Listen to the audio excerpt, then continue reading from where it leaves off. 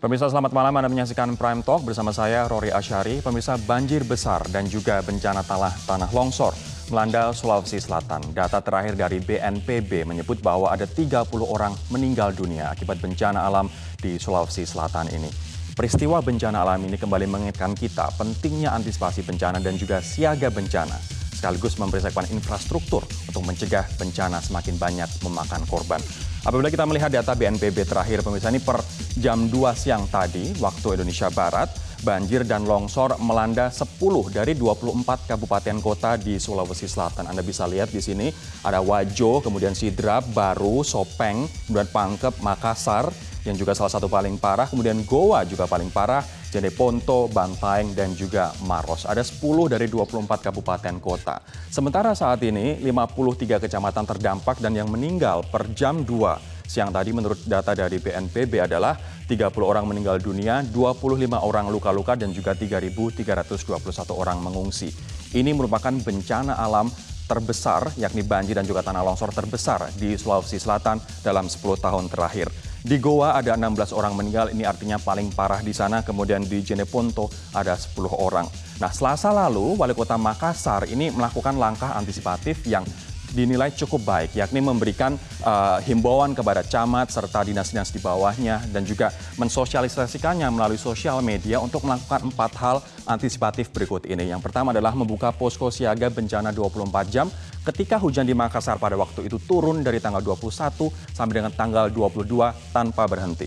Kemudian yang kedua adalah segera mengkoordinasikan dengan semua pihak terkait, mulai dari dinas-dinas, kemudian BNPB, yakni dalam hal ini BPBD untuk daerah, dan juga seperti pemadam kebakaran, Satpol PP, dan lain sebagainya. Kemudian ketiga adalah segera turun ke lokasi untuk memberikan bantuan kepada masyarakat yang membutuhkan. Dan juga yang keempat, lebih bersiaga mulai dari jam 18 waktu Indonesia Tengah dikarenakan kemungkinan ada pasang air laut di sana. Nah, langkah-langkah simpel seperti inilah yang dibutuhkan dikarenakan berdampak besar, yakni dari pejabat, kemudian mengkomunikasinya kepada jajaran di bawahnya dan juga masyarakat melalui sosial media. Namun pertanyaannya adalah bagaimana mensosialisasikan kepada masyarakat yang tidak terpapar sosial media, khususnya bagi mereka yang tinggal di daerah perbukitan, pegunungan seperti di Goa ataupun di Jeneponto begitu. Seperti apa langkah pemerintah daerah dan juga otoritas tempat untuk mensosialisasikan masyarakat terkait dengan waspada bencana ini. Apabila kita melihat kemudian data dari BMKG ini menyebut bahwa sampai dengan tanggal 26 Januari 2019 ada provinsi-provinsi yang sangat rawan untuk terjadi hujan lebat dan hujan sangat lebat.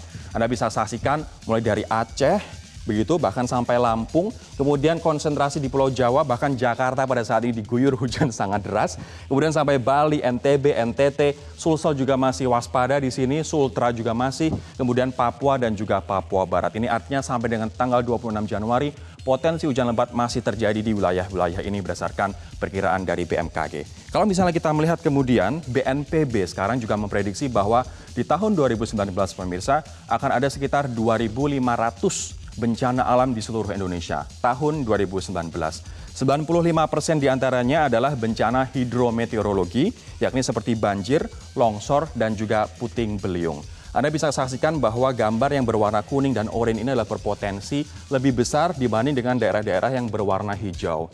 Ini artinya bencana-bencana ini kemungkinan seperti banjir dan juga tanah longsor terjadi di 489 kabupaten kota di seluruh Indonesia, sementara khusus longsor terjadi di 441 kabupaten kota. Ini adalah prediksi dari BNPB. Nah, dengan masifnya bencana alam yang terjadi saat ini, bagaimana kemudian antisipasi bencana yang harus dilakukan? Kita juga nanti akan mengupdate situasi terakhir, khususnya di Kota Makassar, dikarenakan di sana ratusan rumah juga terendam, begitu rumah juga rusak, warga juga mengungsi, dan juga pengungsian di sana sempat dipenuhi oleh warga. Nah, warga pun juga terjebak dan tidak bisa beraktivitas. Kita nanti akan berbincang dengan Wali Kota Makassar saat lagi. Seperti biasa kami juga mengundang Anda untuk menyampaikan pendapat Anda, harapan Anda ataupun doa Anda mungkin untuk teman-teman kita di Sulawesi Selatan melalui Twitter, Facebook, dan juga Instagram dengan tagar warga waspada bencana dan juga hashtag Prime Talk.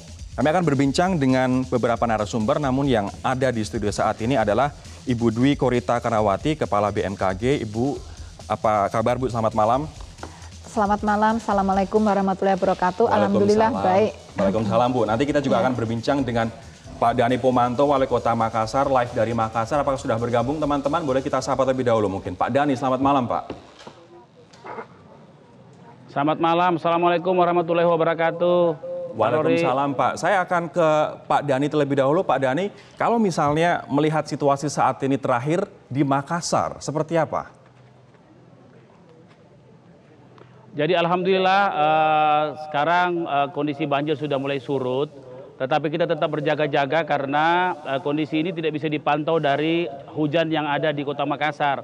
Tetapi hujan yang ada di hulu juga menjadi bagian dari kontribusi banjir di Kota Makassar. Karena Makassar ini adalah daerah terdampak banjir dari lingkungan sekitar yang menjadi catchment area dari beberapa sungai-sungai besar yang ada di sekitar Makassar. Kalau misalnya kita melihat, ini saya membandingkan dengan Jakarta Pak. Daerah hulu Jakarta juga banyak alih fungsi lahan di sana. Daerah aliran sungai juga banyak yang rusak. Bagaimana dengan Makassar dengan daerah hulunya? Apakah sama terjadi seperti yang ada di Jakarta? Saya kira fenomena perkotaan yang di pesisir itu sama karena memang air dari gunung itu akan mencari jalan menuju laut. Kebetulan Makassar itu berada pada pesisir. Suka tidak suka aliran sungai yang ada sekitar Makassar dengan aliran kecil yang memang ada di tengah-tengah Makassar seperti yang kita tampak di belakang saya ini, di mana ada daerah sungai-sungai kecil di belakangnya. Tentunya merupakan saluran-saluran tumpahan air yang berasal dari gunung. Kalau gunungnya rusak, tentunya penyerapan tanah terhadap air itu menjadi berkurang sehingga volume air yang ada yang menjadi tumpahan dari hujan itu langsung berjalan dengan sangat cepat, langsung suka tidak suka harus melalui Kota Makassar.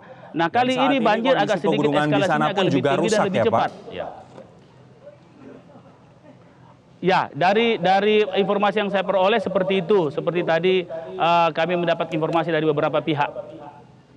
Baik Pak, tapi ada juga kritik dari teman-teman Walhi Sulawesi Selatan yang menyatakan sebenarnya selain masalah di hulu, di hilir pun juga ada masalah seperti di Makassar, drainase yang buruk serta minimnya daerah resapan air di Makassar.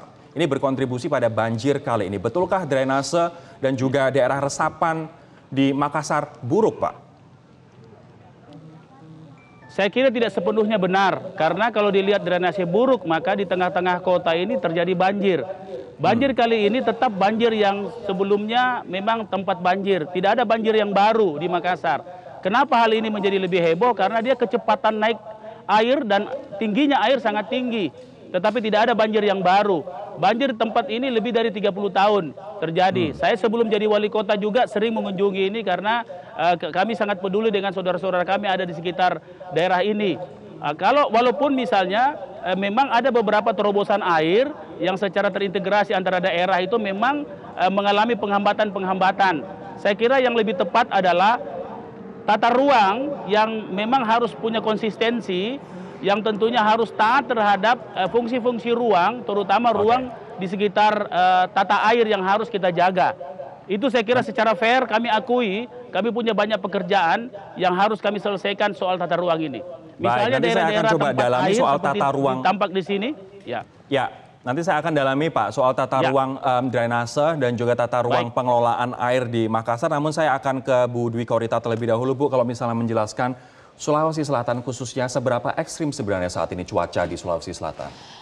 Jadi sebetulnya saat ini menjelang terjadinya cuaca ekstrim itu terjadi aliran angin dari arah Samudra Pasifik, kemudian jadi ke arah sebenarnya ke arah barat daya.